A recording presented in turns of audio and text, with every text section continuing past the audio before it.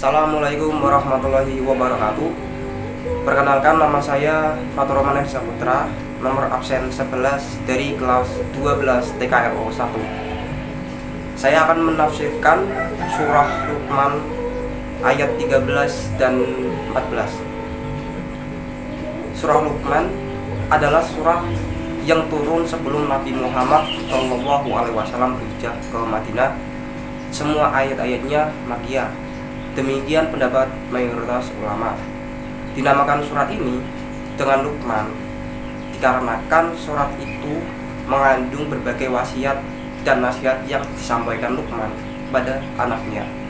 Luqman yang disebut oleh surat ini adalah seorang tokoh yang diperselisihkan identitasnya. Berikut ini merupakan bacaan dari surat Luqman ayat 13 dan 14. A'udzu billahi minasyaitonir rajim. Bismillahirrahmanirrahim. Wa in qala Luqmanu libnihi wa huwa ya'iduhu ya bunayya la tusyrik billah innasyirka ladzulmun 'adzim. Wa wassaynal insana biwalidayhi hamalathu ummuhu wahnan 'ala wahnin wa fisaluhu fi amaini an ishkur li wa liwalidayya ilayyal masyir. Shadaqallahul 'adzim. Dalam ayat di atas, Allah Subhanahu wa Ta'ala menginformasikan tentang wasiat Luqman kepada anaknya.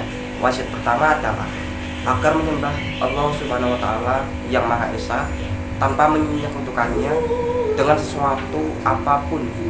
Luqman memperingatkan bahwa tindakan syirik adalah bentuk kezaliman terbesar.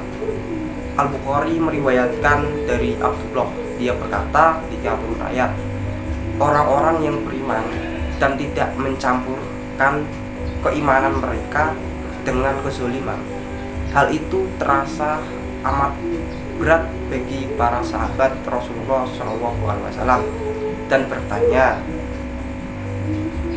siapakah di antara kami yang tidak mencampur keimanan dengan kezaliman? Rasulullah SAW pun menjawab, maksudnya bukan begitu. Apakah kalian tidak mendengar perkataan Luqman? Hai anakku, janganlah kamu menyekutukan Allah Subhanahu wa Ta'ala. Sesungguhnya syirik itu merupakan kezaliman yang besar. Hadis riwayat Muslim.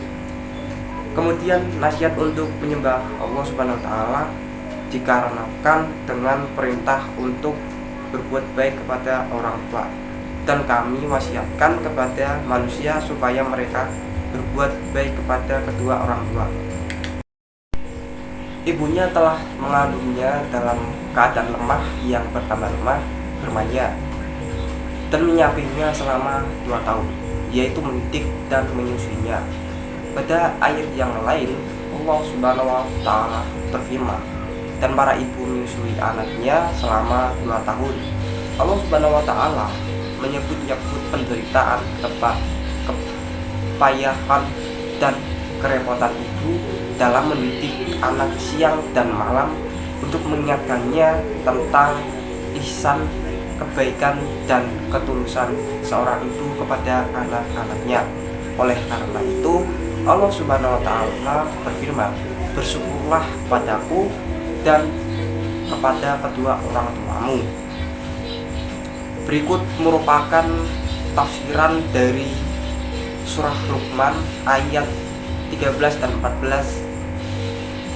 Terima kasih. Wassalamualaikum warahmatullahi wabarakatuh.